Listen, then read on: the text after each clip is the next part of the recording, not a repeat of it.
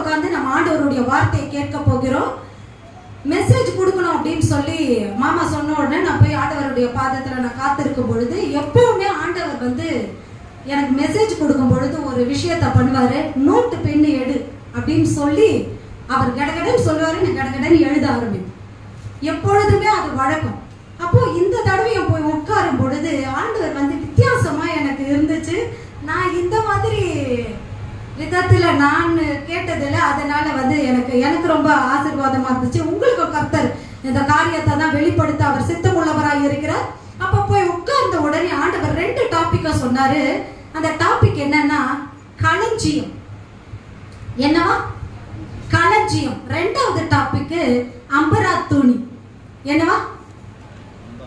அம்பரா துணி. 1 களஞ்சியம், 2வது அம்பரா துணி அப்படின்னு சொன்னாரு. சரின்னு சொல்லிட்டு எனக்கு ஒன்றும் புரியல. அப்படியே நான் உட்காரும் பொழுது கர்த்தர் ஒன்றா எனக்கு சொல்ல ஆரம்பித்தார். அதையே தான் நம்ம பார்க்க போகிறோம். நம்ம தொடர்ந்து பார்க்கலாம். இந்த மாதத்துல தேவன் நமக்கு கொடுத்த வாக்குத்தத்தமான வார்த்தையை நம்ம எடுத்து வாசிக்கலாம். இதோ நான் அவர்களுக்கு சௌக்கியமும் ஆரோக்கியமும் வரப்பண்ணி அவர்களை குணமாக்கி அவர்களுக்கு பரிபூர்ண சமாதானத்தையும் சத்தியத்தையும் வெளிப்படுத்துவேன் அப்படின்னு சொல்லி இந்த வாக்குத்தத்தத்தை நம்மளுக்கு தேவன் கொடுத்திருந்தாரு. ஆல்மோஸ்ட் இந்த வாக்குத்தத்தத்துல நம்ம பார்த்தோம்னா எல்லாவற்றையுமே மாமா பேசிட்டாங்க. எல்லா டாபிக்குமே எதுனா சௌக்கியமும் ஆரோக்கியம் வர பண்ணி குணமாக்கி சமாதானம் சத்தியத்தை வெளிப்படுத்துவேன் எல்லாத்தையுமே பேசிட்டாரு.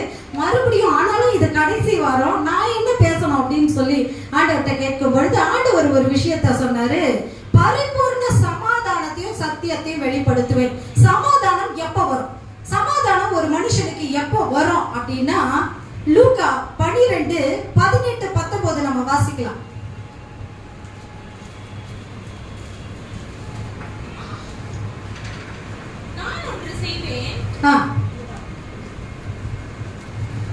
நான் ஒன்று செய்வேன், என் களஞ்சியங்களை இடித்து பெரிதாக கட்டி எனக்கு விளைந்த தானியத்தையும் என் பொருட்களையும் அங்கே சேர்த்து வைத்து பின்பு ஆத்துமாவே உனக்காக அநேக வருஷங்களுக்கு அநேக பொருள்கள் சேர்த்து வைக்கப்பட்டிருக்கிறது, நீ இளைப்பாரி புசித்து குடித்து பூரிப்பாய் இரு என்று என் ஆத்துமாவோட சொல்லுவேன் என்று தனக்குள்ளே சிந்தித்து சொல்லிக் கொண்டான். 18 படிமா. நான் ஒன்று செய்வேன், என் களஞ்சியங்களை இடித்து பெரிதாக கட்டி எனக்கு விளைந்த தானியத்தையும் என் பொருள்களையும் அங்க நான் சேர்த்து வைப்பேன் அப்படின்னு சொல்லி ஒரு மனுஷர் சொல்றாரு. என்னன்னு சொல்றாரு? என்னுடைய களஞ்சியத்தை நான் இடிச்சிட்டு, இப்ப இருக்கிற களஞ்சியம் பத்தாது, நான் அதை இடித்து பெரிதாக கட்டி அதுக்கப்புறம் என்ன பண்ணுவேன்னா விளைந்த தானியத்தையும் பொருள்களையும் அங்க நான் சேர்த்து வைப்பேன். அப்ப நான் என்ன பண்ணுவேன்னா புசித்து இளைப்பாரி குடித்து யாத்திராவே நீயுமே சந்தோஷமா இரு. இதுக்கப்புறம் உனக்கு உன்னுடைய தேவைகள் எல்லாம் என்ன பண்ணிருச்சுன்னா பூர்த்தியாக்கப்பட்டு இருக்குது அப்படின்னு ஒரு மனுஷன் சொல்றாரு. அதுக்கப்புறம் ஆண்டவர் அவரை திட்டுவார், அது வேற விஷயம். ஆனா ஒரு மனுஷனுக்கு இதெல்லாம் செஞ்சு நான் எல்லாவற்றையும் சேர்த்து வச்சுட்டேன் அப்படின்னு சொல்லும் பொழுதுதான் எப்பொழுதுமே சமாதானம் வரும். எனக்கு எல்லாமே நிறைவா இருக்கு, எல்லாருமே கொடுக்கப்பட்டாயிற்று, நான் எல்லாத்தையும் சேர்த்து வச்சுட்டேன் அப்படின்னு சொல்லும் பொழுதுதான் ஒவ்வொரு மனுஷனுக்கும் சமாதானம் வரும். சரியா? கரெக்டா நான் சொல்றது? கரெக்டா? அப்படிதான் அந்த மனுஷரும் சொல்றாரு. ஆனா உண்மையாகவே ஆண்டவர் எனக்கு சொன்னது களஞ்சியம். களஞ்சியம் சொல்லி இந்த வசனத்துல ஒண்ணுமே இல்லையே அப்படின்னு சொல்லி நான் கேட்கும் பொழுது, யாராவது இங்கிலீஷ் பைபிள் வச்சிருந்தா இதை இங்கிலீஷ்ல வாசிங்களேன்.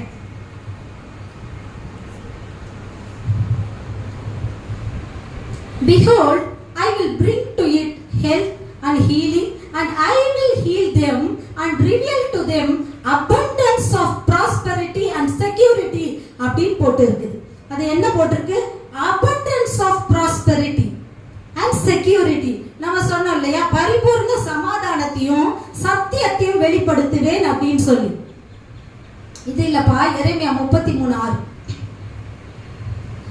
அப்ப பரிபூர்ண சமாதானத்தையும் சத்தியத்தையும் வெளிப்படுத்துவேன் தமிழ்ல போட்டிருக்கு. இங்கிலீஷ்ல என்ன போட்டிருக்கு அப்படின்னா and reveal to them abundance of prosperity and security அப்படின்னு போட்டிருக்கு. அப்ப ஆண்டவர் நமக்கு இந்த மாதத்துல என்ன கொடுப்பாராம்? abundance of prosperity கொடுப்பாராம். அது மாத்திரமல்ல, செக்யூரிட்டி உங்களுக்கு கொடுப்பேன் என்று சொல்லி வாக்கு பண்ணுகிறார். abundance of prosperity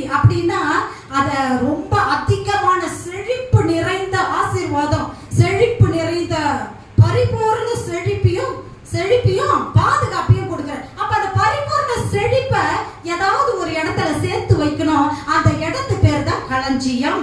அந்த இடத்து பேர் தான் களஞ்சியம். அப்ப ஆண்டவர் அந்த டாபிக் கொடுத்தாரு. நம்ம டாபிக் என்னது? களஞ்சியம். அந்த களஞ்சியத்துல நமக்கு கர்த்தர் கொடுக்கிற abundance of என்னதான்? abundance of prosperity and security. abundance ஆண்டவர் இந்த மாதத்துல இன்னும் 5 நாள் தான் இருக்கு, இன்னும் 6 நாள் தான் இருக்கு. கர்த்தர் உங்களை செழிப்பாக பரிபூர்ண செழிப்பையும் சமாதானத்தையும் உங்களுக்கு பாதுகாப்பையும் கட்டளையிடுவேன் என்று சொல்லி வாக்கு பண்ணுகிறார். வாக்கு பண்ணுகிறார். நம்ம யோவேல் 2:25-26 நம்ம வாசிக்கலாம். நான் உங்களிடத்தில் அனுப்பின என் பெரிய சேனையாகிய வெட்டுக்கிளிகளும் பச்சை கிளிகளும் முசுக்கட்டை பூச்சிகளும் பச்சை புழுக்களும் பட்சித்த வருஷங்களின் விளைவை உங்களுக்கு திரும்ப அளிப்பேன். நீங்கள் சம்பூரணமாக சாப்பிட்டு 26 நீங்கள் சம்பூரணமாக சாப்பிட்டு திருப்தி அடைந்து உங்களை அதிசயமாய் நடத்தி வந்த உங்கள் தேவனாகிய கர்த்தருடைய நாமத்தை துதிப்பீர்கள். என் ஜனங்கள் ஒருபோதும் வெட்கப்பட்டு போகவே மாட்டீங்க என்று சொல்லி தேவன் இந்த நாளில் நமக்கு வாக்கு கொடுக்கிறார். பச்சை புழுக்களும் முசுக்கொட்டை பூச்சிகளும் பட்சித்த வருஷங்களின் விளைவை கர்த்தர் நமக்கு திரும்ப அளிப்பதாக வாக்கு கொடுக்கிறார். இது எப்படி நடக்கும், இது எந்த வழியா வரும், இது எப்படி நடக்கும் அப்படின்னு சொல்லி நீங்க ஆச்சரியப்பட்டு கேட்டுக்கொண்டிருந்தாலும், ஐயோ நாங்க பயங்கர பிரச்சனையில இருக்கிறோம், நாங்க போராட்டங்கள்ல இருக்கிறோம், எப்படி சொன்னாலும் மரியாள் கேட்கும் பொழுது தேவதூதன் சொன்னாரு, கர்த்தராலே இது ஆகும், இது தேவனாலே உங்களுக்கு கூடும் என்று சொல்லி. அப்போ இந்த மாதம் முடியும் பொழுது நம்ம எப்படி இருப்போமா? abundance of prosperity and security ஓட நாம இந்த மாதத்தை முடிக்க கர்த்தர் கிருபை தரும்படியா இந்த நாள்ல நம்மோடு கூட அவர் இடைப்பட்டு கொண்டு இருக்கிறார். சரி, களஞ்சியம், தானிய களஞ்சியம். களஞ்சியம் அப்படின்னு சொன்னாலே நமக்கு ஒருத்தர் ஞாபகம் வருவார். யாரு ஒருத்தர் ஞாபகம் வருவார்? யாரு? யோசேப்பு. வெரி குட், யோசேப்பு. யோசேப்புடைய தானிய களஞ்சியம் எப்படி இருந்தது? யோசேப்புடைய தானிய களஞ்சியம் எப்படி இருந்தது? அது நிரம்பி வழிகிறதா இருந்தது. அது எப்படி இருந்தது? நிரம்பி வழிகிறதா இருந்தது. அதை பத்தி நம்ம பார்க்க போகிறோம். நாம வீட்டுக்கு புறப்பட்டு போகும் பொழுது நிரப்பப்பட்ட பாத்திரங்களும் நம்ம வீட்டுக்கு போவோம் என்பதுல சந்தேகமே இல்லை. நிரம்பி வழிகிற ஆசீர்வாதங்களோடு சமாதானத்தோடு. இங்க தமிழ்ல போட்டிருக்கு பரிபூர்ண சமாதானத்தையும் சத்தியத்தையும் வெளிப்படுத்துவேன். ஆனா இங்கிலீஷ்ல என்ன போட்டிருக்கு? என்ன போட்டிருக்கு? abundance of prosperity and security போட்டிருக்கு. நமக்கு பரிபூர்ண செழிப்பையும் பாதுகாப்பையும் தேவன் கட்டளையிடுவாரா? பாதுகாப்பையும் தேவன் நிச்சயமா கட்டளையிடுவார். அதனால நீங்க சந்தோஷமா உட்கார்ந்திருங்க. கர்த்தர் நம்மை ஆசீர்வதிக்க போகிறார். ஆசீர்வதிக்க போகிறார். நீங்க சொல்லிட்டு உடனே ஆசீர்வாதம் வந்துடும். இல்ல இல்ல இல்ல, கர்த்தருடைய வார்த்தைகளை நீங்க கேட்டுக்கொண்டு இருக்கும் பொழுது உங்களுக்கு ஆசீர்வாதம் உங்க இருதயத்துக்குள்ள அது பாய ஆரம்பிக்கும். அது எப்ப உங்க இருதயத்துல பாயுதோ உங்க ஆவி அது தொடு பொழுது உங்களை சுற்றி இருக்கிற இடம் மாறி இருக்கும். சோ தைரியமா உட்கார்ந்து நம்ம கேட்கலாம். யோசேப்புடைய தானிய களஞ்சியம் எப்படி இருந்தது அப்படின்னு சொல்லி நமக்கு எல்லாருக்கும் தெரியும். அது நிரம்பி வழிந்தது. நம்ம வாசிக்கலாம். ஆதியாகமம் 41, 47, 47, 48, 49. பரிபூரணமுள்ள 7 வருஷங்களிலும் பூமி மிகுதியான பலனை கொடுத்தது. அவ்வேழு வருஷங்களில் எகிப்து தேசத்தில் விளைந்த தானியங்களை எல்லாம் அவன் சேர்த்து அந்த தானியங்களை பட்டணங்களில் கட்டி வைத்தான். பட்டணங்களில் கட்டி வைத்தான். அந்தந்த பட்டணத்தின் அதினதின் சுற்றுப்புறத்து தானியங்களை கட்டி வைத்தான். எப்படி யோசேப்பு அளவிறந்ததாய் கடற்கரை மணலை போல மிகுதியாக தானியத்தை சேர்த்து வைத்தான். அது அளவுக்கு அடங்காததாய் இருந்தது. அளவிறந்ததாய் யோசேப்பு தானியங்களை சேர்த்து வைத்தான். அது அளவுக்கு அடங்காததாய் அது இருந்தது. நமக்கு எல்லாருக்கும் தெரியும் யோசேப்புடைய வாழ்க்கையில என்ன நடக்குது அப்படின்னு சொல்லி. ராஜா ஒரு சொப்பனத்தை காண்கிறார். அது என்ன சொப்பனம் அப்படின்னா, 7 பசுக்கள், முதல்ல ஒரு 7 பசுக்கள் புஷ்டியும் அழகுமான 7 பசுக்கள் அந்த நதியில இருந்து ஏறி வருது. அந்த நதியில இருந்து ஏறி வந்து அது புல்ல மேய்ந்து கொண்டு இருக்கிறது. அதுக்கப்புறமா ரொம்ப நோஞ்சா மாதிரி இருக்கிற 7 பசுக்கள் மறுபடியும் ஏறி வருது. அந்த அந்த ரொம்ப ஒல்லியா இருக்கிற அந்த பசுக்கள், புஷ்டியா இருக்கிற பசுக்களை விழுங்க ஆரம்பிக்குது. இதுதான் ராஜா கண்ட சொப்பனம். விழுங்க ஆரம்பிக்குது. அதை விழுங்க ஆரம்பித்த உடனே ராஜா கேட்கிறாரு, இதோட அர்த்தம் என்ன, இதை எனக்கு வெளிப்படுத்துகிறவன் யார் அப்படின்னு சொல்லி சுற்றி சுற்றி பார்க்கிறாரு. சுற்றி சுற்றி பார்த்தாலும் யாருமே அதுக்கு பதில் அளிக்க ரெடியா இல்ல. ஆனா ஒரு மனுஷர் வராரு, யோசேப்பு. அவர் தேவனுடைய தேவனுடைய அருளால சொப்பனங்களுக்கு விளக்கங்களை அறிவிக்க அவர் ஏகப்பட்டு அவர் வராரு. அவர் வந்து சொல்றாரு 7 வருஷம், இந்த 7 வருஷம் புஷ்டியான 7 பசுக்களுக்கு என்ன அர்த்தம்னா, வருகிற இதுக்கப்புறம் வரப்போகிற 7 வருஷம் பயங்கரமான செழிப்பு மிகுந்த வருஷங்களா 7 வருஷம் இருக்கும். அதற்கு பிறகு வருகிற 7 வருஷங்களும் எப்படிப்பட்ட வருஷங்களா இருக்கும்னா, பஞ்சம் மிகுந்த வருஷங்களா இருக்கும். இந்த பஞ்சம் மிகுந்த வருஷங்களுக்கு முன்பாக வருகிற 7 வருஷம் செழிப்பு மிகுந்த வருஷம். இந்த வருஷத்துல நம்ம என்ன செய்யணும் அப்படின்னு சொல்லி யோசேப்பு அவருக்கு ஆலோசனை கொடுக்கிறாரு. சுற்றுப்புற பட்டணங்கள்ல, நல்லா கவனிங்களே, சுற்றுப்புற பட்டணங்கள்ல அந்த எகிப்து தேசத்துல நிறைய பட்டணங்கள் இருந்துச்சு. நமக்கு கூட 1-2 பட்டணத்து பேர்லாம் தெரியும்ல, ராமசேஸ் அது இதெல்லாம் இருக்கும் இல்லையா? அந்த மாதிரி ஒவ்வொரு பட்டணங்கள்லயும் விளைகிற விளைவை 5ல் 1 பாகத்தை என்ன பண்ணணும்னா பட்டணத்து வாசல்ல கட்டி வச்சிடணும் அப்படின்னு சொல்லி யோசேப்பு ஒரு ஐடியாவை கொடுக்கிறாரு. ராஜாவும் அதுக்கு உத்தரவு போடுறாரு. அதே போல விளைந்த 5 மடங்குல 1 மடங்கு என்ன பண்றாங்கன்னா கட்டி வைக்கிறாங்க. பட்டணத்து வாசல்ல கட்டி வைக்கிறார்கள். பட்டணத்து வாசல்ல தானியங்களை கட்டி வைக்கிறாங்க. இத போய் என்ன பண்றாரு, அவரு சேர்த்து கொண்டு வராரு. அதுக்கப்புறம் அது எப்படி இருந்துச்சுன்னா, எண் நிறைந்ததா இருந்தது, அது அளவுக்கு அடங்காததா இருந்தது. அதுக்கப்புறம் நமக்கு தெரியும் அது அளவுக்கு அடங்காததா இருந்தது. அதுக்கப்புறம் என்ன பண்றாருன்னா, அந்த பஞ்சமான வருஷங்கள்ல அதை அவங்க யூஸ் பண்ண ஆரம்பிப்பாங்க. சரியா? அப்ப பஞ்சம் வந்த போது என்ன ஆச்சு? 41 ஆதியாகமம் 41 57 42 1-2 சகல தேசங்களிலும் பஞ்சம் கொடிதாய் இருந்தபடியால் சகல தேசத்தார்களும் யோசேப்பினிடத்தில் தானியம் கொள்ளும்படி எகிப்துக்கு வந்தார்கள். எகிப்திலே தானியம் உண்டென்று யாக்கோபு அறிந்து தன் குமாரரை நோக்கி, நீங்கள் ஒருவர் முகத்தை ஒருவர் பார்த்துக் கொண்டிருக்கிறது என்ன? எகிப்திலே தானியம் உண்டென்று கேள்விப்படுகிறேன். நாம் சாகாமல் உயிரோடு இருக்கும்படி நீங்கள் அவ்விடத்துக்கு போய் நமக்காக தானியம் கொள்ளுங்கள் என்றார். ஹல்லேலூயா, ஹல்லேலூயா. இன்றைக்கு அவர் சொல்றார், பஞ்சம் வந்த உடனே அவர் சொல்றாரு, நீங்கள் ஒருவர் முகத்தை ஒருவர் பார்த்து கொண்டு இருக்கிறதுன்னு, நீங்க எகிப்துக்கு போய் நீங்க என்ன பண்ணுங்கன்னா தானியம் கொள்ளுங்கள் சொல்றாரு. சரியா? இன்றைக்கு நிமிந்து உட்கார்ந்து நம்ம பார்க்கலாம். இன்றைக்கு என்னுடைய வாழ்க்கையில பஞ்சம் இருக்குதா? என் வாழ்க்கைக்குள்ள பஞ்சம் இருக்குதா? என் வாழ்க்கையில பஞ்சம் இருக்குதா? பஞ்சம்னா நமக்கு தெரியும், என்னுடைய பண கஷ்டமா இருக்கலாம், இல்ல பொருளாதார குறைவா இருக்கலாம், குடும்ப பிரச்சனைகளா இருக்கலாம், இல்லைனா என்னுடைய வியாதியா இருக்கலாம், தரித்திரமா இருக்கலாம், எது வேணா இருக்கலாம். இது பேரு தான் என்னதுன்னா பஞ்சம். சரியா? இன்றைக்கு என்னுடைய வாழ்க்கையில பஞ்சம் இருக்குதா? சமாதான குறைச்சலா இருக்கலாம். இது என் வாழ்க்கைக்குள்ள இருக்குதா? யார் வாழ்க்கைக்குள்ள எல்லாம் இருக்குது? இது நம்முடைய எல்லார் வாழ்க்கைக்குள்ள ஏதாவது ஒண்ணு இருக்கும் இல்லையா? 1-2 ஏதாவது என் வாழ்க்கைக்குள்ள இருக்குது. அப்படின்னா உங்களுக்குள்ள பஞ்சம் இருக்குதுன்னு அர்த்தம். என்ன இருக்குதுன்னு அர்த்தம்? ஹல்லேலூயா. பஞ்சம் இருக்குதுன்னு அர்த்தம். அப்ப பஞ்சம் இருந்தா நீங்கள் ஒருவர் முகத்தை ஒருவர் பார்த்து கொண்டு இருக்கிறது என்ன? நீங்கள் புறப்பட்டு போய் எகிப்துல அந்த இடத்துல இருக்கிற தானியங்களை கொள்ளுங்கள் அப்படின்னு சொல்லி யாக்கோபு அவருடைய பிள்ளைகளுக்கு அறிவுறுத்துகிறார். அப்போ இன்றைக்கு என் வாழ்க்கையில பஞ்சம் இருக்குது, ஏதோ ஒரு குறைவு இருக்குது, ஏதோ ஒரு பொருளாதார குறைவு, ஏதோ ஒரு சமாதான குறைவு, ஏதோ ஒரு குடும்ப பிரச்சனை, ஏதோ ஒரு நோய், தீராத நோய், இல்லைன்னா ஏதோ ஒரு துக்கம் என்ன எப்பொழுது ஆட்கொண்டு கொண்டு இருக்கிறதுனா என் வாழ்க்கைக்குள்ள பஞ்சம் இருக்குதுன்னு அர்த்தம். அந்த பஞ்சத்தை போக்குறதுக்கு நம்ம ஒருவர் முகத்தை ஒருவர் பார்க்க வேண்டியதில்லை, எகிப்துக்கு போய் தானியத்தை கொள்ள வேண்டியதுதான். நம்ம எல்லாம் கேட்கலாம், அதுதான் நாங்க இங்க வந்திருக்கிறோம், சர்ச்சுக்கு வந்திருக்கிறோம், அதனாலதான் சர்ச்சுக்கெல்லாம் வந்திருக்கிறோம் இல்லையா? அதனாலதான் சர்ச்சுக்கு வந்திருக்கிறோம் அப்படின்னு சொல்லி. ஆனா சர்ச்சுக்கு வந்திருக்கிறது பெருசு இல்ல. நம்முடைய abundance of prosperity ஒருத்தர் இருக்கிறார். நம்முடைய abundance of prosperity தானிய களஞ்சியம் ஒருவர் இருக்கிறார்.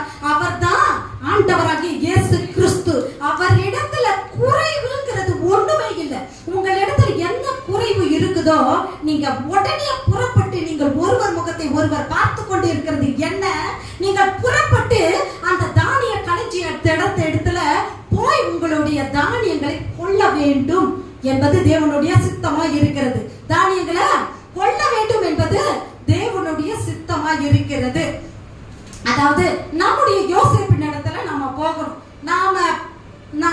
யோசேப்பின் இடத்துல நம்முடைய யோசேப்பின் இடத்துல நாம போகணும். நம்மளாம் சில நேரம் யோசிப்போம், நான் பண்ண பாவம் இல்ல நான் பண்ண பிரச்சனை எல்லாம் பெருசாச்சே, நான் எப்படி ஆண்டவர்கிட்ட போறது அப்படின்னு சொல்லி நம்ம கேட்டிருந்தாலும் எல்லா சகோதரர்களும் யோசேப்பின் இடத்துல போறாங்க. யோசேப்பு அவர்களை சிறைச்சாலையில அடைக்கல, அதுக்கு பதிலா அவர்களை கட்டி அணைத்து அழ ஆரம்பிக்கிறார் யோசேப்பு. அதே போலதான் நம்முடைய குறைவுகள் மத்தியில், ஐயோ நான் பாவி, ஐயோ எனக்கு இந்த பிரச்சனை இருக்குது, இல்ல என்கிட்ட இத நான் மாத்திக்கவே இல்லை, ஆண்டவர் கிட்ட என்னால போக முடியாதுன்னு சொல்லி நாம புறக்கணிக்கலாம். ஆனா தேவாதி தேவன் நம்மை புறக்கணியாதவரா, கைகளை நீட்டி எப்போ என் மகன் வருவான், எப்போ என்னுடைய மகள் வருவாள் என்று சொல்லி ஆவலா பார்த்து கொண்டு இருக்கிறார். அவர் ஆவலா பார்த்து கொண்டு இருக்கிறது மாத்திரமல்ல, நீங்க அங்க போனீங்கன்னா உங்களுடைய தானிய மூட்டைக்குள்ள பணத்தையும் போட்டு அவர் கொடுப்பார்.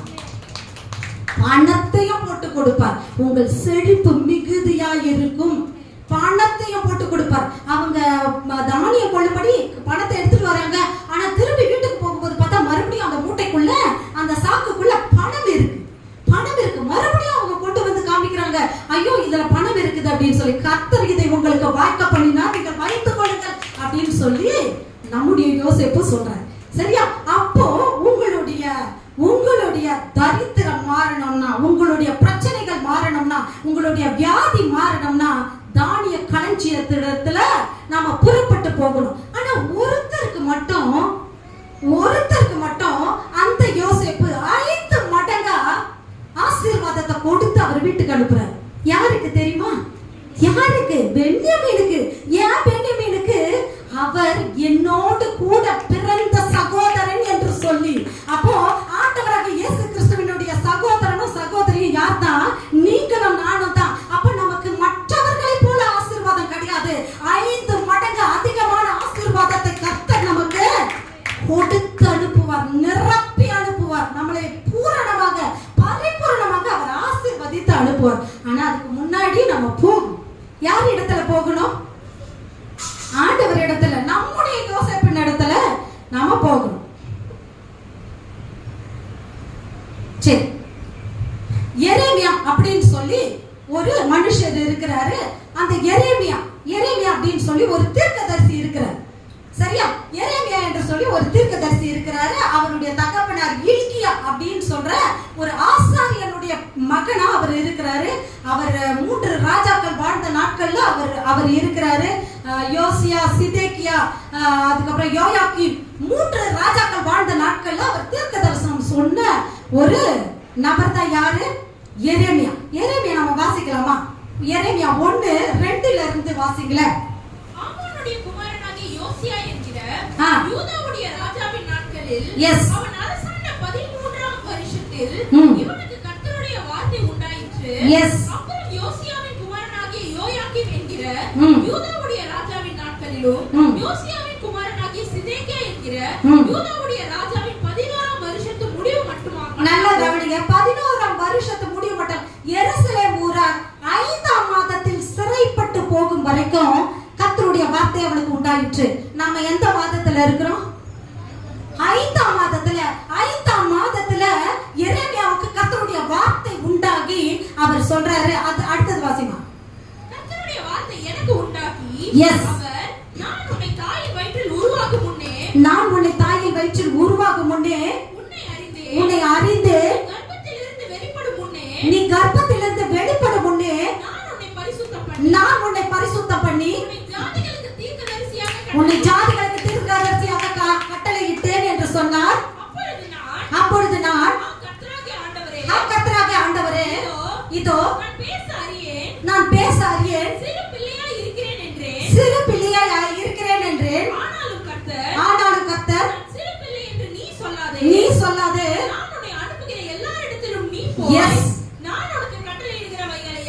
நீ பேசுவாயாக.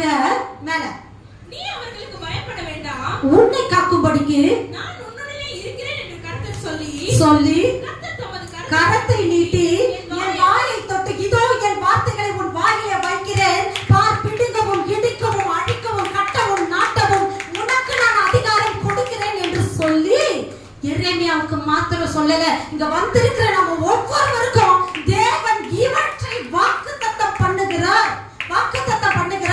5ஆம் மாதத்துல பாபிலோனுக்கு இஸ்ரவேல் ஜனங்கள் 5ஆம் மாதத்துல சிறைப்பட்டு போகும் வரைக்கும் 5ஆம் மாதத்துல தேவனுடைய வார்த்தை எரேமியாவுக்கு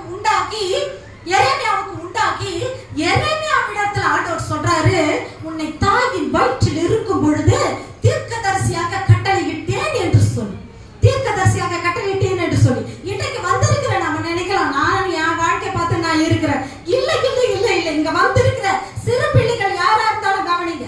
நான் சிறு பிள்ளையா இருக்கிறேன், எனக்கு இல்ல அப்படி கிடையாது.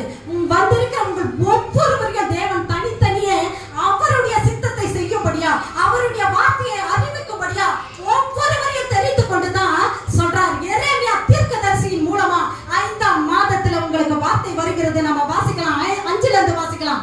5ஆம் மாதத்துல உங்களுக்கு வார்த்தை வருகிறது. தாயின் வயிற்றில் உருவாகும் முன்னே உன்னை அறிந்தேன், நீ கர்ப்பத்தில் இருந்து வெளிப்படும் முன்னே நான் உன்னை பரிசுத்தம் பண்ணி உன்னை ஜாதிகளுக்கு தீர்க்கதரிசியாக கட்டளையிட்டேன் என்று சொன்னார். இங்க வந்திருக்கிற யாராவது நான் தற்செயலா இங்க வந்துட்டேன் இல்ல, கர்த்தருடைய பெரிதான தீர்மானத்தின்படியும் அவருடைய அழைப்பின்படியும் தாயின் கர்ப்பத்தில் இருந்து உங்களை உருவாக்கும் முன்னமே பெயர் சொல்லி அழைத்து அறிந்திருக்கிறவர், இம்மட்டும் உங்களை நடத்தி கொண்டு இருக்கிறவர் விருதாவாக இல்ல, உங்களை அவருடைய சித்தத்தை செய்யும்படியா தாயின் வயிற்றில் இருக்கும் பொழுதே உன்னை தீர்க்கதரிசியாக கட்டளையிட்டேன் என்று சொல்லி அவருடைய வார்த்தைகளை உங்க வாயில வைத்து பார், பிடுங்கவும் இடிக்கவும் நாட்டவும் கட்டவும் கட்டவிழ்க்கவும் நான் உனக்கு அதிகாரம் கொடுக்கிறேன் என்று சொல்லி அவர் அதிகாரத்தை கொடுக்க ஆரம்பிக்கிறார். அப்போ நீங்க யார்? நீங்கள் அதிகாரமுடையவர்கள். தாயின் வயிற்றில் இருக்கும்போது கர்த்தர் யாராவது இல்லைன்னு சொல்றீங்களா? இங்க இருக்கிறவங்க இல்ல இல்ல என்னெல்லாம் பார்க்கல, நான் அப்படியே தெரியாம வந்துட்டேன், கிடையவே கிடையாது. நம்ம எங்கேயோ பிறந்தோம், எங்கேயோ வளர்ந்தோம், எங்கேயோ இருந்தோம். ஆனா இன்றைக்கு நம்ம எல்லாம் ஒண்ணா உட்கார்ந்து இருக்கிறதோட நோக்கம் என்ன? கர்த்தர் அவருடைய சித்தத்தின்படி உங்களை தீர்க்கதரிசியாக எழுப்பினது மாத்திரமல்ல, அவர் இந்த இடத்துக்கு கொண்டு வந்து இருக்கிறார். எதற்காக? அவருடைய வார்த்தையை உங்கள் வாயில அருளும்படியா, அவருடைய வார்த்தையை உங்கள் வாயில அருளும்படியா, அவருடைய தீர்க்க தரிசன வார்த்தைகளை அநேகருக்கு நீங்கள் சொல்லும்படியா எரேமியா ஏவப்பட்டு பேச ஆரம்பிக்கிறார். கர்த்தருடைய வார்த்தைகளை எரேமியா ஏவப்பட்டு பேச ஆரம்பிக்கிறார். இந்த 5ஆம் மாதத்துல உங்க வாய்கள் திறக்கப்படுவதாக, உங்கள் வாய்கள் திறக்கப்படுவதாக, ஜாதிகளுக்கு தீர்க்கதரிசியாக உங்களை கர்த்தர் கட்டளையிட்டு இருக்க, வாயை மூடி நான் சிறு பிள்ளையா இருக்கிறேன், எனக்கு ஒண்ணுமே தெரியாது அப்படின்னு சொல்லலாம் நீங்க இனி உட்கார முடியாது. கர்த்தருடைய தேவ பிரசன்னம் உங்களை அழைத்து கொண்டே இருக்கிறது. கர்த்தருடைய காலிங் உங்களை கூப்பிட்டு கொண்டே இருக்கிறது. வா என் மகனே, என் மகளே வா என்று சொல்லி.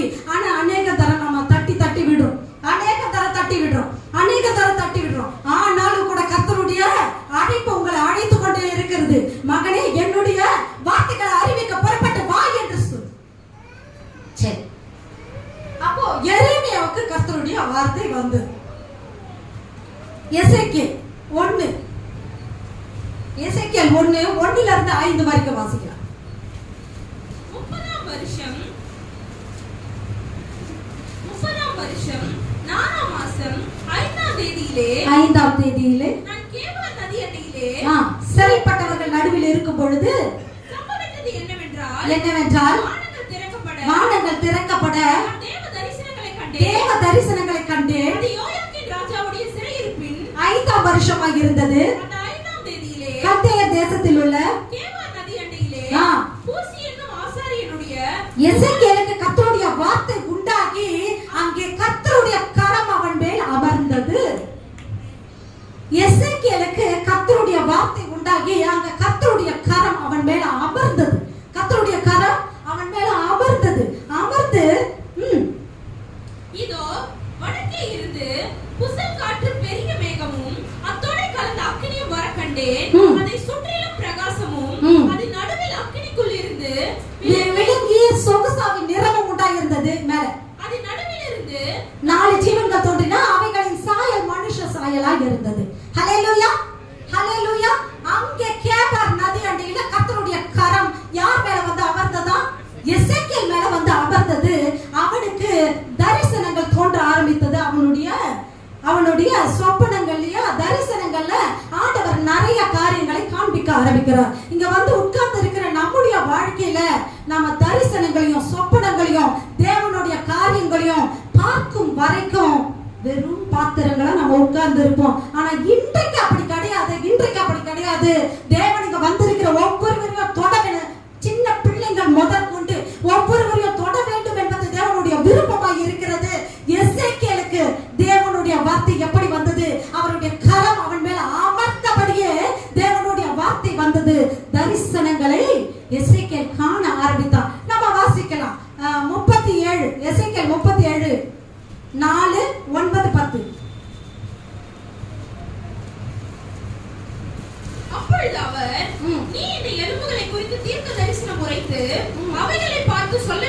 என்னவென்றால், உலர்ந்த எலும்புகளே, கர்த்தருடைய வார்த்தையை கேளுங்கள்.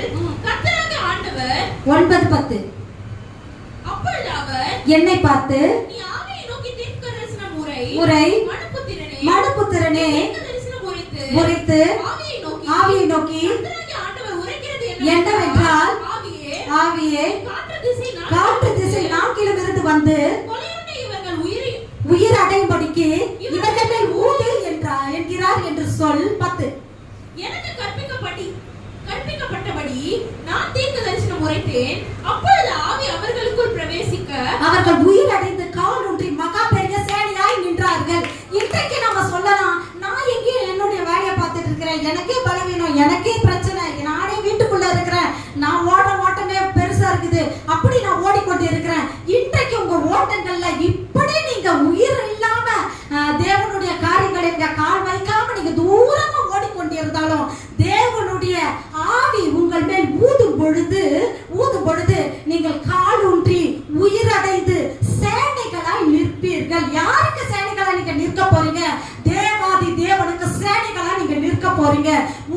உங்களுடைய வாய்களை தொட்டு உங்களுடைய சிரசின் மேல கர்த்தருடைய கரம் வந்து எப்படி எரேமியாவுக்கு வந்ததோ அதே போல உங்களுக்கும் எசேக்கியேலுக்கு வந்ததோ அதே போல உங்களுக்கும் உங்க சிரசின் மேல அவருடைய கரம் வந்து தேவ வார்த்தைகள் உங்க வாயில அருளப்படும். அப்பொழுது நீங்கள் தீர்க்க தரிசனம் சொல்லுவீர்கள்.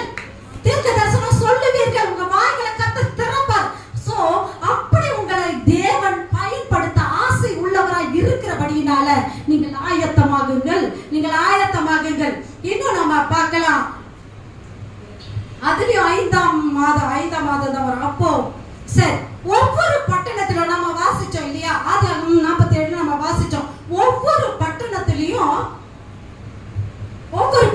கட்டி சேர்த்து வைக்கப்பட்டிருக்கிற பொக்கிஷங்கள், கட்டி சேர்த்து வைக்கப்பட்டிருக்கிற தானியங்கள் இருந்துச்சு இல்லையா? 5ல 1 மடங்கை எடுத்து என்ன பண்ணாங்க? கட்டி சேர்த்து வச்சாங்க இல்லையா? ஒவ்வொரு பட்டணத்து வாசல்லையும் அது இருந்தது. நல்லா கவனிங்க, ஒவ்வொரு பட்டணத்து வாசல்லையும் அது இருந்துச்சா? இன்றைக்கும் ஒவ்வொரு பைபிள்ல இருக்கிற ஒவ்வொரு புத்தகத்திலையும் ஒவ்வொரு புத்தகத்தோட வாசல்லையும் தானியங்கள் கட்டி வைக்கப்பட்டிருக்கிறது. ஒவ்வொரு புத்தகத்தில் எரேமியாவா இருக்கட்டும், எசேக்கியாவா இருக்கட்டும், ஓசியாவா இருக்கட்டும், யோவேலா இருக்கட்டும், அதை நீங்க படிக்கும் பொழுது அதன் வாசல்ல என்ன கட்டி வைக்கப்பட்டு இருக்கும்? தானியம் கட்டி வைக்கப்பட்டு இருக்கும். அதை கொள்ளுகிறவன் பாக்கியவான். அதை நீங்க வாங்கி கொண்டு போனீங்கன்னா நீங்க பாக்கியவான். அதை வாங்கி கொண்டு போறவங்களுக்கு பஞ்சமே வராது. அதை வாங்கணும்னு ஆசைப்படுறவங்களுக்கு பஞ்சம் வராது. அப்போ எங்க இருக்குது தானிய கிடங்கு? எங்க இருக்குது தானியம்? எந்த இடத்துல கட்டி வைக்கப்பட்டு இருக்கிறது? ஒவ்வொரு புத்தகத்தின் வாசல்லையும் தானியம் கட்டி வைக்கப்பட்டு இருக்கிறது. தானியம் கட்டி வைக்கப்பட்டு இருக்கிறபடியினால ஆண்டவர் உங்களை நோக்கி கூப்பிடுறார். நீ பஞ்சத்துல இருக்க வேண்டிய அவசியம் இல்லை. நீ புறப்பட்டு வா, தானியத்தை பெற்றுக் கொள்ளும்படி நீ புறப்பட்டு வா என்று சொல்லி ஆண்டவர் உங்கள் ஒவ்வொருவரையும் அழைத்து கொண்டே இருக்கிறார். நீங்க புறப்பட்டு வாங்க. இல்ல, என் பிரச்சனை பெருசு. இல்ல, பிரச்சனை பெருசே கிடையாது. உங்க பிரச்சனை பெருசு கிடையாது. கர்த்தருடைய வார்த்தை வரும்பொழுது எல்லாம் தரமட்டமாகும். அவருடைய வார்த்தைகள் அக்கினியை போலும் கண்மணியை பிளக்கிற சம்மட்டியை போலும் இருக்கிறது அல்லவோ என்று சொல்லி எரேமியா சொல்லுவாரு. எரேமியா இன்னும் சொல்லுவாரு, அவருடைய வார்த்தைகள் கிடைத்தவுடன் உட்கொண்டேன், அவைகள் எனக்கு மகிழ்ச்சியும் என் இருதயத்துக்கு களிப்புமாய் இருந்தது என்று சொல்லி எரேமியா சொல்வார். அப்போ தேவனுடைய வார்த்தைகளை உட்கொள்ள ஆரம்பிங்க. எந்த இடத்துல தானியம் கட்டி வைக்கப்பட்டு இருக்கிறது? ஒவ்வொரு புத்தகத்தின் வாசலையும் ஒவ்வொரு பட்டணங்களின் வாசலையும் எப்படி தானியங்கள் கட்டி வைக்கப்பட்டு இருக்கிறோம், அதே போல ஒவ்வொரு புத்தகத்தின் வாசல்லையும் தானியங்கள் கட்டி வைக்கப்பட்டு இருந்து உங்களை கூப்பிட்டு கொண்டே இருக்கிறது. நாம தானியத்தை எடுக்க மாட்டோம், ஆனா பஞ்சத்திலே இருக்கு. சரியா? நாம தானியத்தை எடுக்கவே மாட்டோம், ஆனா பஞ்சத்திலே இருக்கு. சரி, பொக்கிஷமாக தேவனுடைய வார்த்தைகளை நீங்க வாங்கி செல்லும் பொழுது அது வெறும் வார்த்தைகள் மாத்திரம் வராது. இன்னைக்கு நாம கேட்டுக்கொண்டே இருக்கிறோம், வெறும் வார்த்தைகள் மாத்திரம் வராது. அது கூடவே என்ன வரும்? பரிபூர்ண செழிப்பும் பாதுகாப்பும் கூடவே வரும். abundance of prosperity and security உங்களோட கூடவே வரும். நீங்க தேவனுடைய வார்த்தையை வாங்கி புசிச்சீங்கன்னா உங்கள் கூட என்ன வரும்? abundance of prosperity and security கூடவே வர ஆரம்பிக்கும். சரி, இப்படி தேவனுடைய பிரசன்னத்தையும் தேவனுடைய வார்த்தைகளையும் தேடி சேர்த்து உங்களுடைய இருதயத்துல நீங்க பத்திரப்படுத்தி வைங்க. ஒவ்வொரு தீர்க்கதரிசிக்கும் தேவன் என்ன பண்றாருன்னா தன்னுடைய தானிய களஞ்சியத்துல இருந்து விதைகளை அவர் கொடுக்க ஆரம்பிக்கிறார். ஒவ்வொரு தீர்க்கதரிசிக்கும் ஒவ்வொரு இந்த புத்தகத்துல எழுதி இருக்கிற லூக்காவா இருக்கட்டும், மத்தேயுவா இருக்கட்டும், மார்க்கா இருக்கட்டும், யோவானா இருக்கட்டும், யோவேலா இருக்கட்டும், ஒவ்வொருவருக்கும் தேவன் தம்முடைய பொக்கிஷ சாலையில இருந்து விதைகளை எடுத்து என்ன பண்றாங்கன்னா கொடுக்க ஆரம்பிக்கிறார். அதை வாங்கி கொண்டு அவங்க என்ன பண்றாங்கன்னா அவர்கள் தேவனுடைய வார்த்தைய அவங்க என்ன பண்றாங்க, அவங்க பட்டணத்துல ஒரு மூட்டையை கட்டி வச்சிருக்காங்க. அப்ப கர்த்தருடைய கரம் வந்து அமரணும்னா நம்ம என்ன செய்யணும்? கர்த்தருடைய கரம் வந்து அமரணும். நமக்கு பஞ்சம் இருக்க கூடாது, நமக்கு தானிய கிடங்கு நிரம்பி இருக்கணும்னா நம்ம என்ன செய்யணும்னா, நம்ம முதல்ல படிச்சோம் இல்லையா, லூக்கா 12:1 படிச்சோம் இல்லையா, அந்த மனுஷன் போய் என்ன பண்றாருன்னா தன்னுடைய தானிய களஞ்சியத்தை இடிச்சிட்டு அதை பெரிதாக்கி கட்டி அவர் என்ன பண்றாருன்னா அவரை தானியத்தெல்லாம் சேர்த்து வைக்க ஆரம்பிக்கிறார். பெருசா கட்டி தானியத்தை சேர்த்து வைக்க அவர் ஆரம்பிக்கிறார். சரி,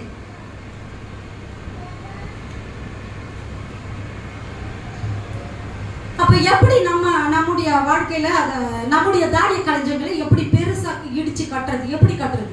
நம்முடைய தானிய களஞ்சியத்தை எப்படி பெருசா இடிச்சு கட்டுறது? ஆண்டவர் சொல்றாரு, உன் வாயை விரிவாய் திற, அதை நான் நிரப்புவேன் என்று சொல்லி நம்ம வாயை திறக்கும் பொழுதெல்லாம் தேவனை துதிக்கும்படி, தேவனை பாடும்படி நம்ம வாயை அகலமா நீங்க திறக்கும் பொழுதெல்லாம், அகலமா திறக்கிறதுனா அதிக நேரம் நீங்க தேவனை துதிக்க ஆரம்பிக்கும் பொழுது தானிய களஞ்சியங்கள் இறங்கி வரும். ஓ, இந்த பாத்திரம் ரொம்ப பெரிய பாத்திரம் போல அப்படின்னு சொல்லி ஆண்டவர் அளக்கிறத இன்னும் பல மடங்கா நமக்கு அழைத்து கொடுக்க ஆரம்பிப்பார். அப்போ நமக்கு இருக்க வேண்டியது என்னன்னா, என் பாத்திரம் பெருசாகிறதுக்கும் எனக்கு இருக்க வேண்டியது என்னன்னா, தேவனிடத்துல நான் பெற்றுக்கொள்ளணும்ன்ற வாஞ்சியம் விருப்பமும் எனக்கு அதிகமா இருக்கணும். தேவனிடத்துல பெற்றுக்கொள்ளணும்ன்ற வாஞ்சியம் விருப்பமும் எனக்கு எப்படி இருக்கணும்? அதிகமா இருக்கணும். வாஞ்சியம் விருப்பமும் எப்படி இருக்கணும்? அதிகமா இருக்கணும். சரியா? அப்படி அதிகமா இருக்கிறதுக்கு சில குழந்தைகள்லாம், சின்ன குழந்தைகள்லாம் நம்ம பார்த்துருக்கோம். அம்மா வந்து ரொம்ப கை குழந்தைங்களாம் தூக்கி வச்சுட்டு இருப்பாங்க. அம்மாலாம் வந்து ஊட்டுவாங்க இல்லையா, சாப்பாடு எல்லாம் ஊட்டுவாங்க. அந்த குழந்தைக்கு சாப்பாடு ஊட்டும் பொழுது அந்த குழந்தை என்ன பண்ண, வாயை திறந்தா வாங்கிக்கும், வாங்காது, வாயை இறுக்கி மூடிக்கும். அதை வந்து இடிச்சு தள்ளி ஸ்பூன் வச்சு அதை நெம்பி அதுக்கப்புறம் அது வாய்க்குள்ள என்ன பண்ணுவாங்க, சாப்பாட்டை விட்டு உள்ள தள்ளி அந்த சிமெண்ட் பூசுற மாதிரி பூசும் இல்லையா, இப்படிதான் பண்ணும். ஆனா அதே குழந்தை சாப்பிடவே சாப்பிடாத சாப்பாடை கொடுத்தா அந்த குழந்தைங்க.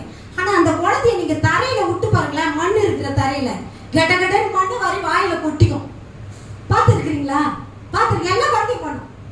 எல்லா குழந்தையும் சாப்பாடு கொடுத்தா சாப்பிடாது, மண்ணு வாரி வாய் நிறைய கொட்டிக்கும், வாய் நிறைய கொட்டிக்கும். அப்போ நீங்க கர்த்தர் இடத்துல பெற்றுக்கொள்ளணும். எதை பெற்றுக்கொள்ளணும்? குழந்தைக்கு சாப்பாடு தான் உள்ள போனோம், மண்ணு இல்ல, மண்ணு இல்ல. இன்னைக்கு மண்ணுக்கு வேண்டியதை தான் நான் கேட்டுக்கொண்டே இருக்கிறேன் ஆண்டவர் இடத்துல. ஆண்டவரே எனக்கு செழிப்பா தாங்க, ஆண்டவரே எனக்கு பணத்தை தாங்க, நான் ரொம்ப கஷ்டத்துல இருக்கிறேன், எனக்கு பணத்தை தாங்க ஆண்டவரே, நிறைய பணம் கொடுங்க, நிறைய பொருளாதார தேவையெல்லாம் சந்திங்க, நிறைய காரியம்லாம் இருக்குது அப்படின்னு சொல்லி மண்ணுக்கானதை நீங்க தேடிக்கொண்டு இருக்கிறீங்க. மண்ணுக்கானதை தேடாதீங்க, தானியங்களை நீங்க வாங்க ஆரம்பிங்க. தானியங்களை வாங்கினீங்கன்னா மூட்டைக்குள்ள பணம் இருக்கும், மூட்டைக்குள்ள பணம் இருக்கும், மூட்டைக்குள்ள பணம் இருக்கும். எங்க வாழ்க்கையெல்லாம் பாஸ்டர் சொல்லுவார், நாங்கெல்லாம் வானம் பார்த்த பூமின்னு. குறைச்சலே கிடையாது, என்றைக்கும் குறைச்சல் கிடையாது. எல்லாம் அப்படியே குறைச்சல் இருந்தாலும் எங்க சந்தோஷத்துக்கு குறைவே இல்லை. நாங்க துக்கமா இருந்த நாட்களே இல்லை. மிஞ்சி போச்சுன்னா கர்த்தருடைய துக்கம் எங்களுக்கு இருக்குமே தவிர நாங்க துக்கித்த நாட்களே கிடையாது. அப்படியாய் கர்த்தர் எங்களை அளவில்லாமல் ஆசீர்வதித்து அவருடைய தானியத்தை நான் நிரப்பும் பொழுது சும்மா நிரப்ப மாட்டாரு, சும்மா நிரப்ப மாட்டாரு. அளவில்லாம பணமுட்டியும் சேர்ந்து வரும், பணமுட்டியும் சேர்ந்து வரும். அப்போ செழிப்பையும் பாதுகாப்பையும் தேவன் கட்டளை இடுகிறவரா இருக்கிறபடியினால நம்ம எதை வாஞ்சித்து பெற்றுக்கொள்ளணும்? தேவன் இடத்துல நம்ம எதை கேட்கிறோம்ன்றது ரொம்ப ரொம்ப இம்பார்ட்டன்ட். நம்ம வாசிக்கலாம் 1 ராஜாக்கள் 3 10 11 12.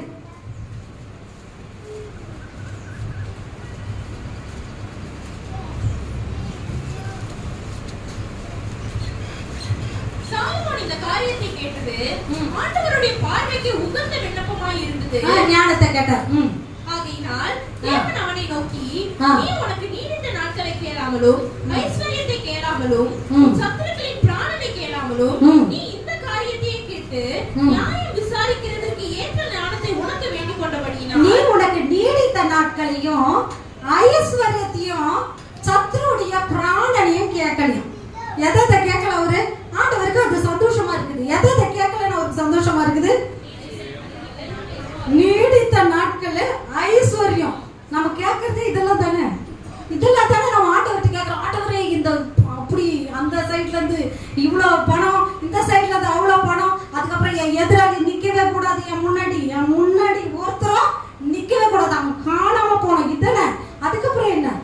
நீடித்த நாள் நான் அப்படி நிறைய நாள் நான் எப்படியாவது வாழ்ந்து தெரியல, நிறைய நாள் நான் வாழும். இதெல்லாம் தான் நம்ம கேட்கறது. ஆனா ஆண்டவர் அதை அற்பமா சொல்றாரு. ஆண்டவர் அதை அற்பமா சொல்றாரு. அவர் பார்வையில் அது அற்பமா இருக்கிறது. எது? உங்க நீடித்த நாள், ஐஸ்வர்யம், அதுக்கப்புறம் சத்துருடைய பிராணம், இதெல்லாம் அவருடைய பார்வைக்கு அற்பம். ஏன்னா இதெல்லாம் எக்ஸ்ட்ராவா வரப்போறது. அதை நீ கேட்காம நீ ஞானத்தை கேட்டபடினால் அடுத்தது, உன் வார்த்தையின்படி செய்தேன், ஞானமும் உணர்வும் உள்ள இருதயத்தை உனக்கு தந்தேன், இதிலே உனக்கு சரியானவன் உனக்கு முன் இருந்ததில்லை, உனக்கு சரியானவன் உன் பின் எழுப்பதில்லை. அடுத்தது, நீ கேளாத ஐஸ்வர்யத்தையும் மகிமையையும் உனக்கு தந்தேன், உன் நாட்களில் இருக்கிற ராஜாக்களில் ஒருவனும் உனக்கு சரியாக இருப்பதில்லை. அப்போ இதுவும் அல்லாம எதை கொடுக்கிறாரா? நீ கேளாத ஐஸ்வர்யத்தையும் மகிமையையும் உன் நாட்கள்ல இருக்கிற ராஜாக்கள். இதுல மூணுமே வந்துட்டு பாருங்களேன். மூணுமே, நீங்க கேளாத ஐஸ்வர்யத்தையும் மகிமையையும், நரை வயது அவர்களுக்கு மகிமை அப்படின்னா என்னன்னா நீடித்த நாள்னு அர்த்தம். சரியா? அப்போ அவர் கேட்காத மூணுத்துமே ஆண்டவர் கொடுக்கிறாரு. நீ கேளாத ஐஸ்வர்யத்தையும் மகிமையையும் உன் நாட்கள்ல ராஜாக்களை ஒருத்தர் உனக்கு முன்னாடி நிற்பதே கிடையாது. அப்போ இதெல்லாம் உனக்கு கூட்டி நான் கொடுக்கிறேன். ஆனா நீ எதை கேட்கணும்? நீ எதை கேட்கணும்?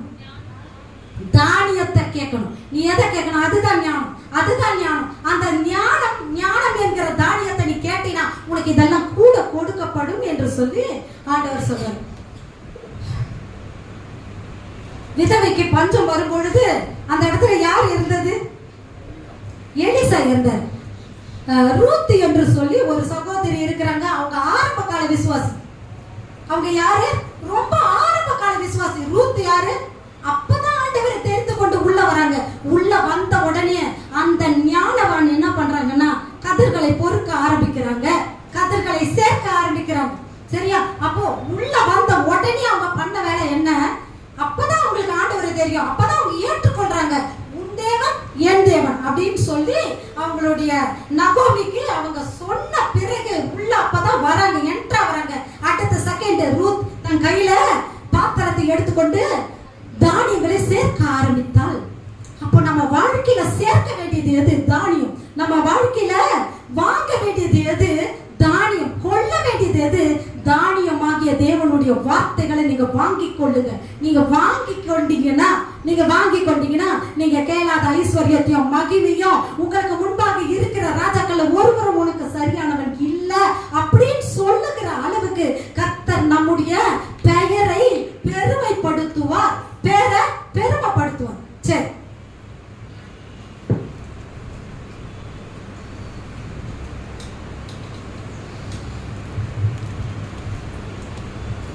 சங்கீதம் 36:8.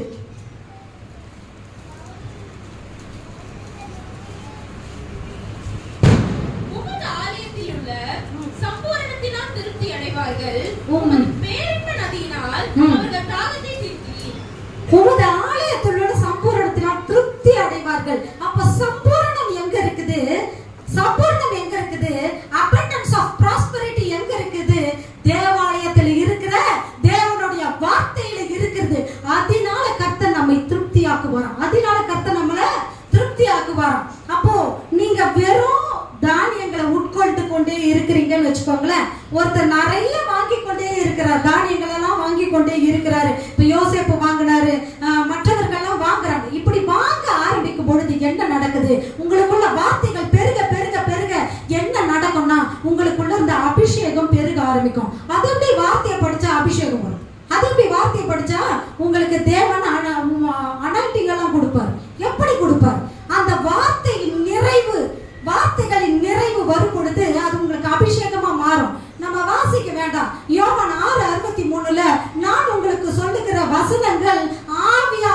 ஜீவனாயும் இருக்கிறது. அப்ப வசனங்கள் எப்படி இருக்குதா? ஆவியா இருக்கிறது. அப்ப நம்ம வசனங்களையும் தேவனுடைய வார்த்தைகளை உட்கொள்ள உட்கொள்ள உட்கொள்ள நாம் நிரம்பி இருக்கிற பாத்திரமாக நம்ம மாற ஆரம்பிப்போம். நம்முடைய ஆண்டவராகிய இயேசு கிறிஸ்து எப்படி இருந்தார்? தேவன் அவரை அளவில்லாமல் அவரை அபிஷேகித்திருந்தார். அவருக்குள்ள என்ன இருந்துச்சு? ஜீவன் இருந்தது. அவரை அளவில்லாமல் தேவன் அபிஷேகித்துக் கொண்டிருந்தார். இன்னைக்கு நம்ம அபிஷேகம் கேட்கிறோம். இன்னைக்கு ஏன் ஆண்டவர் என்னை நிரப்ப மாட்டாரு கேட்கிறோம். ஆனா ஏன் நிரம்பும்? சில பேருக்கு வாஞ்சியே இல்லை, விருப்பமே இல்லை, அது வேற கதை. ஆனா வாஞ்சிங்க, விரும்புங்க. தேவனுடைய அபிஷேகம் நமக்குள்ள நிலைத்திருக்கணும், பெருகணும், அது பாய்ந்து வழிந்து ஓடணும்னு சொல்லி நீங்க வாஞ்சிங்க. அது எப்ப பாய்ந்து வழிந்து ஓடும்? உங்களுக்குள்ள வார்த்தைகள் நிரம்பி இருக்கும் பொழுது அது வழிய ஆரம்பிக்கும். உங்களுடைய அபிஷேகம் வெளியே தெரியும். உங்களுடைய தேவ பிரசன்னம், உங்க மேல கர்த்தர் வைத்திருக்கிற பிரசன்னம் வெளியே தெரிய ஆரம்பிக்கும். அப்போ எப்ப வெளியே தெரியும்? தேவனுடைய வார்த்தைகளால நீங்க நிரம்பி இருக்கும் பொழுது அது வெளியே தெரியும். அது அக்கினியையும் கொண்டு வரும். அப்போ ஏன் பஞ்சம் வருது? பஞ்சம் ஏன் வருது? பஞ்சம் ஏன் வருது? ஏன் பஞ்சம் வருது? நம்ம வாசிக்கணும். உபாகமம் 28:47-48.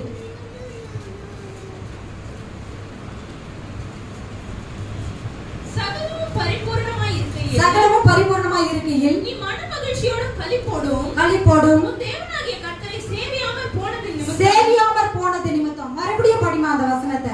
சகலமும் பரிபூரணமாக இருக்கையில், இப்படி தேவன் ஆசீர்வதித்திருக்கையில் நீ மன மகிழ்ச்சியோடும் களிப்போடும் உன் தேவனாகிய கர்த்தரை சேவியாமற் போனீங்கன்னா, அடுத்த வசனம், குறைவுபட்டு பட்டினியோட தாகத்தோட நிர்வாணத்தோட கர்த்தர் உனக்கு விரோதமாய் அனுப்பும் சத்துருக்களை சேவிப்பாய்.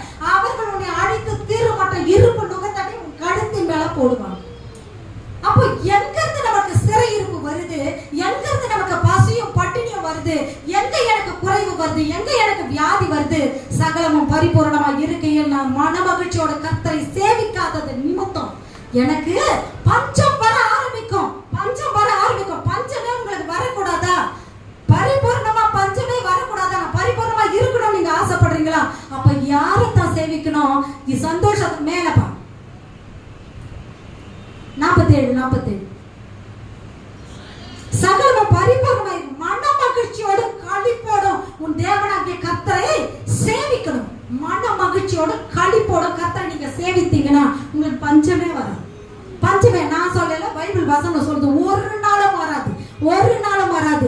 ஊருக்கெல்லாம் பஞ்சம் இருக்கும், ஊருக்கெல்லாம் பஞ்சம் இருக்கும். ஈசாக்கு பஞ்ச காலத்துல விதை விதைத்தான். அவருக்கு எப்படி வந்துச்சு? 1 மடங்கு பலனை வந்துச்சு. 100 மடங்கு பலனை கர்த்தர் கட்டளையிட்டார். ஏன்? ஈசாக்கு சாயங்கால வேளையில தியானிக்க போவார், கர்த்தருடைய வார்த்தைகளை தியானிக்க போவார். அவருக்கு 100 மடங்கு தான் வரும். அவர்களும் இன்னைக்கு என் வாழ்க்கையில ஏன் குறைவு இருக்குது? சகலமும் பரிபூர்ணமா இருக்கையில் மன மகிழ்ச்சியோடும் களிப்போட நான் தேவனாகிய கர்த்தரை சேவியாம போனா எனக்கு பஞ்சம் வரும். அப்ப பஞ்சம் வரக்கூடாதுன்னா மன மகிழ்ச்சியோடு கர்த்தரை நான் சேவிக்க ஆரம்பிக்கும். மன மகிழ்ச்சியோடு கர்த்தரை சேவிக்க ஆரம்பிக்கும். சரி, நம்ம வாங்கின விதைகள்லாம் இருக்குது இல்லையா?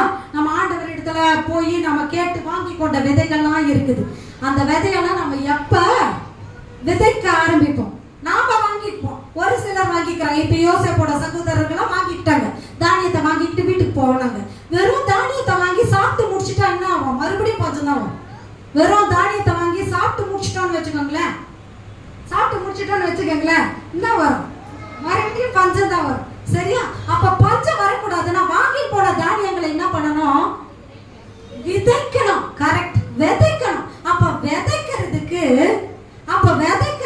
நமக்கு எப்ப இருக்கும்னா, நம்ம சாப்பிட்டது போக மீதம் இருந்துச்சுன்னா தான் நிரப்பி, அதாவது என் களஞ்சியம் நிரப்பி வழிச்சுச்சுன்னா தான் என்னால விதைக்கவே முடியும். அப்ப நான் நிரப்பி வழியணும், நான் தானியத்தை வாங்கணும், நான் நிரப்பி வழியணும், நான் நிரப்பி வழிச்சு விதைக்கணும், புறப்படணும். விதைக்கிற மனுஷன் ஒருவன் புறப்பட்டான் அப்படின்னு சொல்லி நம்ம ஓமையெல்லாம் கேட்டு இருக்கிறோம். ஒரு மனுஷன் புறப்படுறாரு, விதைக்கிற ஒரு மனுஷன். அப்ப அவர் நிரப்பி இருந்ததுனால விதைக்க புறப்பட்டார்.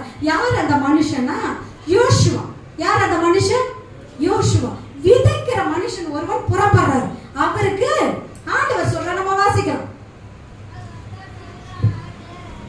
யோசுவா 1:8. இந்த நியாயப்பிரமாண புத்தகம் எஸ் உன் வாயை விட்டு பிரியா நீ செய்ய கவனமாய் இருக்கும்படி இரவும் பகலும் அதை தியானித்துக் கொண்டிருப்பாயாக. அப்பொழுது நீ உன் வழியை வாய்க்க பண்ணுவாய், அப்பொழுது புத்திமானாயும் நடந்து கொள்ளுவாய். இந்த நியாய பிரமாண புஸ்தகம் உன் வாயை விட்டு பிரியாதிருப்பதாக. இந்த நியாய பிரமாண புஸ்தகம் உன் வாயை விட்டு பிரியாதிருப்பதாக.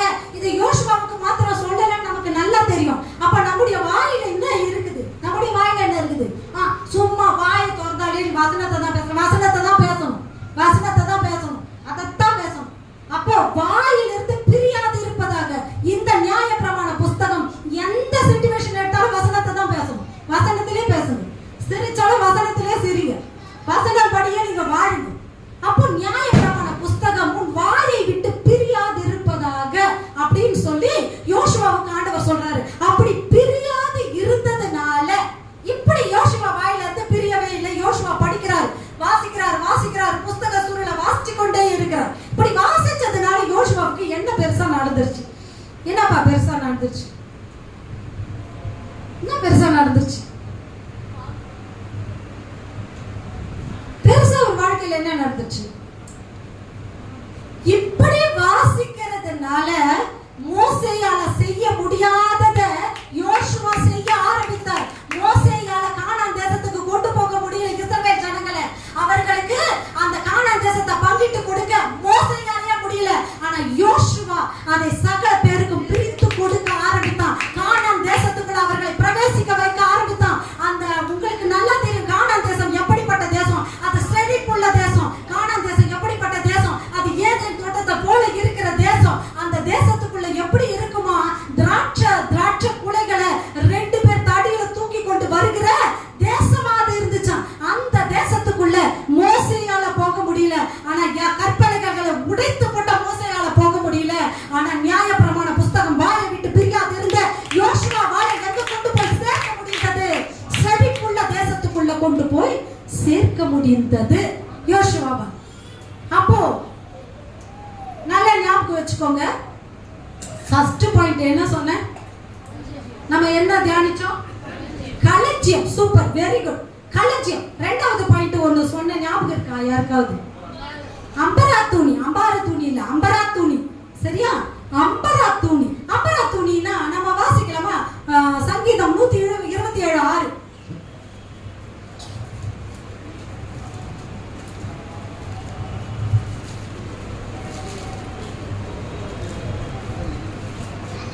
அவர்களுக்கு வாழ வயதின் குமாரர் பலவான் கையில் உள்ள அம்புகளுக்கு ஒப்பாய் இருக்கிறார்கள். அவைகளால் தன் அம்பரா துணியை நிரப்பின புருஷன் பாக்கியவான். நம்ம அந்த மேல இருக்கிறத விட்டுல அவைகளால் இருந்து மட்டும் நம்ம வாசிக்கலாம். அவைகளால் தன் அம்பரா துணியை நிரப்பின புருஷன் பாக்கியவான். அவர்கள் நாணமடையாமல் ஒளிமுக வாசலில சத்துருக்களோட பேசுவார்கள். அவைகளால் தன் அம்பரா துணியை நிரப்பின புருஷன் பாக்கியவான். நான் தான் அம்பரா துணியை நிரப்பின புருஷன் என்று சொல்லிக் கொள்ளுங்களேன். நீங்க உங்களுக்குள்ள சொல்லிக் கொள்ளுங்க. நான் தான் அந்த புருஷன். என் அம்பரா துணியை நிரப்பின புருஷன். நானு அம்பரா துணியை நிரப்பின புருஷன் நான் தான். நான் நாணமடையாமல் ஒளிமுக வாசல்ல சத்துருக்களோட பேசுவேன். ஏன்? என் அம்பரா துணினா என்ன தெரியுமா? தெரியாதவங்களுக்கு சொல்றேன். அம்பரா துணினா என்ன தெரியுமா? ராதா தெரியுமா? அம்பரா துணினா வில்லுல விடுவாங்க. இங்க எடுத்து அப்படி விடுவாங்கல்ல, அந்த மாதிரி விடுறதுக்கு வில்லுலாம் வைக்கிறதுக்கு ஒன்னு வச்சிருப்பாங்க. பின்னாடி ஒரு ஹோல்ட் பண்றதுக்கு ஒன்னு வச்சிருப்பாங்க. இப்படி இருக்கும் நீட்டா. அது பேர் தான் அம்பரா துணி. அதை நிரப்பி இருக்கிற புருஷன் பாக்கியவான். அவன் ஒளிமுக வாசல்ல சத்துருக்களோடு நாணமடையாமல் அவன் பேசுவான். ஏன் பேசுவான்னா அவனுக்குள்ள இன்றைக்கு 2வது பாயிண்ட் ஆண்டவர் சொன்னது என்னன்னா, நாம எதினால நம்முடைய அம்பரா துணி நிரப்பப்பட்டு இருக்கணும்னா அபிஷேக தைலத்தினால, அபிஷேகத்தினால, தேவ வார்த்தையினால, தேவ பிரசன்னத்தினால, தேவ மகிமையினால நீங்கள் மூடப்பட்டவர்களா உங்க அம்பரா துணி நிரப்பி இருந்தா யாருக்குமே நீங்க பயப்பட மாட்டீங்க. ஒருத்தருக்கும் நீங்க பயப்பட மாட்டீங்க. உங்க சத்துருக்கள் உங்களோட கூட சமாதானமாகும்படி கர்த்தர் செய்வார்.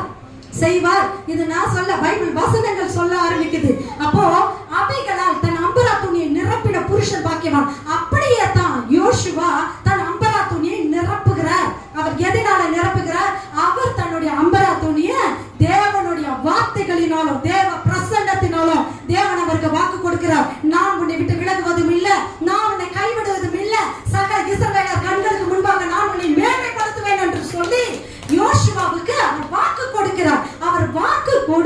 இருக்கிறபடியினால யோசுவா தைரியமா நிக்கிறார். சுற்றி வருகிற எதிர்த்து வருகிற எல்லா எதிரிகளையும் மட்டங்கடித்து போட்டு யோசுவா கானான் தேசத்துக்குள்ள செழிப்புள்ள நகரமாகிய கானான் தேசத்துக்குள்ள அவர் பிரவேசிக்க ஆரம்பிக்கிறார். இன்றைக்கு நாமளும் பிரவேசிக்க போறோம் செழிப்புள்ள தேசத்துல. எப்படி தானியங்களை வாங்கி தானியங்களை கட்டி வைத்திருக்கிற பட்டணத்தின் ஓரங்கள் தோறும் கட்டி வைத்திருக்கிற தானியங்களை நான் வாங்கி நான் அதை பெற்றுக்கொண்டு அந்த தானியங்களை நான் வெறும் கட்டி மட்டும் வைத்திருக்கல, அம்பரா துணியில இருந்து வில்லை எடுத்து விட ஆரம்பிக்கிறாரு. யாரு? யோசுவா விட ஆரம்பிக்கிறார். எங்க விட ஆரம்பிக்கிறாரு? அவருக்கு முன்பாக இருக்கிற பட்டணத்தின் மேல வில்ல விட ஆரம்பிக்கிறாரு. ஆட்களை ஏறி அனுப்புறாரு. அந்த தேசம் முழுவதும் தேவனை அறிந்து கொண்டது. இந்த தேசம் முழுவதும் தேவனை அறிந்து கொண்டது. அவர் அறிஞ்சா எனக்கு என்ன, அறியலினா எனக்கு என்ன, எனக்கு தான் பிரச்சனை இல்ல. இதற்காகவே நீங்கள் அழைக்கப்பட்டு இருக்கிறீர்கள். இதற்காக தான் ஆண்டவர் சொன்னாரு, எரேமியாவை தாயின் கர்ப்பத்துல உருவாக்கும் முன்னமே உன்னை நான் அழைத்து தீர்க்கதரிசியான கட்டளை இட்டு இருக்கிறேன் என்று சொல்லி இதற்காக தான் தேவன் எரேமியாவை முன்னமே உங்களுக்கு சொன்னார். அப்ப உங்க வாயில கர்த்தருடைய வார்த்தை இருக்குது. தேசத்துக்கு புறப்பட்டு போகும்படி உங்கள் அம்பரா துணி நிரப்பப்பட்டு இருக்கும்படி தேவனுடைய வார்த்தைகளால், தேவனுடைய பிரசன்னத்தினால, தேவனுடைய மகிமையினால, அவருடைய நியாய பிரமாண புஸ்தகத்தினால உங்களுடைய அம்பரா துணி நிரப்பி இருக்கணும். அதை எடுத்துக்கொண்டு சும்மா இல்ல யோசுவா அந்த தேசத்துக்குள்ள உட்பிரவேசித்து அவர் ஒவ்வொருவரையும், ஒவ்வொரு இடங்களையும், ஒவ்வொரு நிலங்களையும் கொள்ளையிடுறாரு. கர்த்தருடைய நாமத்துக்காக கொள்ளையிட்டு அதை பங்காக்கி கொள்றார். அவர் தனக்கு மாத்திரம் பங்காக்கி கொள்ளத்தான் கூட அந்த எல்லாருக்கும் அவைகளை பங்கிட்டு கொடுக்கிறார். நாம் கால் மிதிக்கிற தேசமும் கண் பார்க்கும் பூமியும் கர்த்தர் நமக்கு சொந்தமாக்கித்தான் கொடுப்பார். ஆனா சும்மா போக கூடாது. என் அம்பரா துணி நிரம்பி இருக்கத்தக்கதாக நான் போகணும். அம்பை எய்யத்தக்கவர்களாக நான் புறப்பட்டு போகணும். என் களஞ்சியம் நிரம்பி இருக்கணும். என் களஞ்சியம் நிரம்பி இருந்துச்சுன்னா சும்மா இருக்காது. தேவன் அதை எப்படி நிரப்புவார்? abundance of prosperity and security ஓடு நிரப்புவார். அவர் பாதுகாப்பை உங்களுக்கு காட்டுறாங்க. ஒருத்தர் முன்னாடி நிக்கவே மாட்டேன். நீங்க யாரை பத்தி பயப்படவே வேணாம். உங்க வாயில மட்டும் கர்த்தருடைய வார்த்தை நீங்க பயப்படவே வேண்டாம். எவன் முன்னாடி வரானோ அவன் பின்னிட்டு விட ஆரம்பிப்பான். அதை நீங்க உங்க கண்கள் காணும். தைரியமா இருங்க. உங்க கண்கள் காணும். நீங்க யாரை பார்த்து பயப்பட வேண்டிய அவசியம் இல்லை. கர்த்தர் நம்மோடு கூட நின்று யுத்தம் பண்ணுகிறவரா, அவர் யுத்த புருஷனா உங்களுக்கு முன்பாக அவர் புறப்பட்டு இருப்பார் உங்களோடு கூட. ஆனா அதுக்கு முன்னாடி உங்க களஞ்சியங்கள் நிரம்பினதா இருக்கணும். நீங்க பஞ்சத்தோட பட்னியோட வந்து நான் யுத்தம் பண்றேன்னா எதிரி ஈஸியா மடங்கடிச்சிடும். எதிரி ஈஸியா மடங்கடித்து போடும். அப்ப நம்முடைய வாய் எதனால் நிரப்பப்பட்டு இருக்கணும்?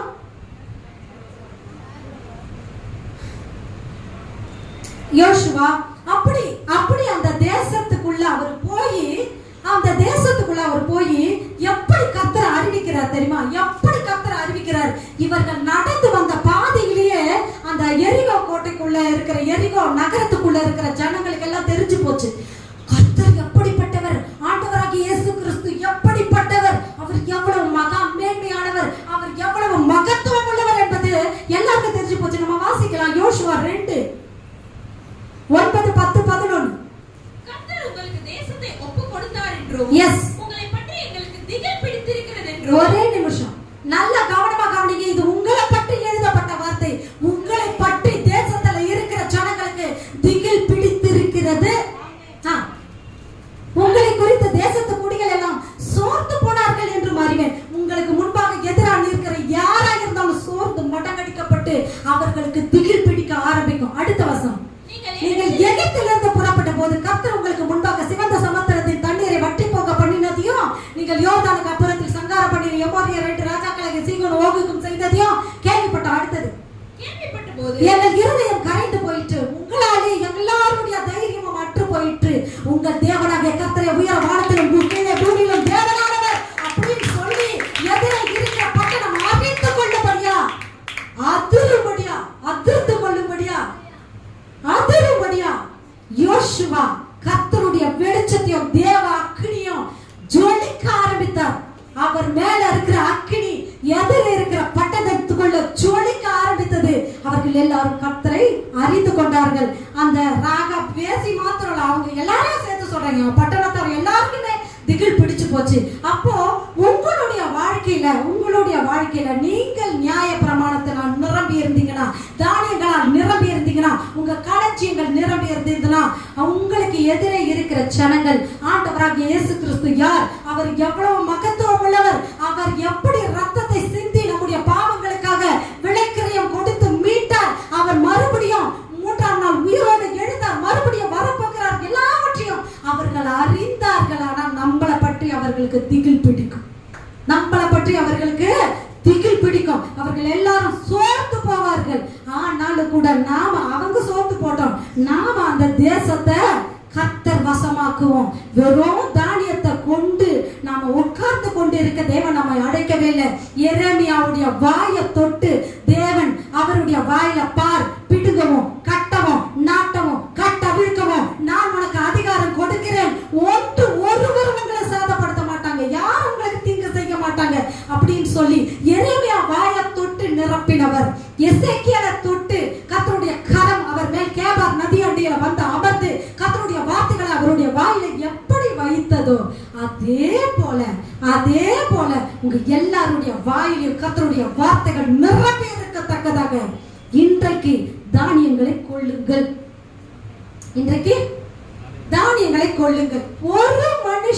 ஒரு மனுஷன் கர்த்தருடைய வார்த்தையினால நிரம்பி இருந்தானா கண்டிப்பா உங்க குடும்பம் மொத்தமா ரட்சிக்கப்படும். அதுல ரட்சிக்கப்படாத, அப்படி ரட்சிக்கப்படவே மாட்டாங்க அப்படின்னா உங்க வாய்க்குள்ள தேவ வார்த்தை இல்லைன்னு அர்த்தம். நீங்க ஒருத்தர் ஆண்டவர் வார்த்தையை சொல்ல ஆரம்பிச்சீங்கன்னா, எரேமியாவை போல ஒருத்தர் தேவ வார்த்தையை வெளிப்படுத்த ஆரம்பிச்சீங்கன்னா, அந்த விதை விழுந்து பல இடங்கள்ல அது முளைக்க ஆரம்பிக்கும். அநேக இடங்கள்ல தானியங்கள் விளைய ஆரம்பிக்கும். தேசம் கர்த்தர் வசமாக மாறும். நாம எழுந்து நிற்கலாம்.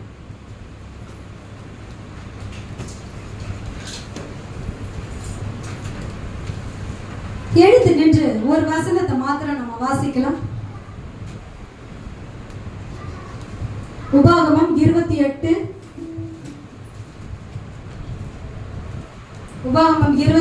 1-10 வரைக்கும். இன்று நான் உனக்கு விதிக்கிற உன் தேவனாகிய கர்த்தருடைய கட்டளையின்படி எல்லாம் செய்ய நீ கவனமாய் இருக்கும்படிக்கு அவர் சத்தத்திற்கு உண்மையாக செவி கொடுப்பாயானால் உன் தேவனாகிய கர்த்தர் பூமியில் உள்ள சகல ஜாதிகளிலும் உன்னை மேன்மையா, நல்ல கவனமா கவனிங்க, உங்களுக்கான வார்த்தை தான் இது. தேவன் உங்களுக்காக பிரத்யேகமா கொடுக்கப்பட்ட வார்த்தைகள்.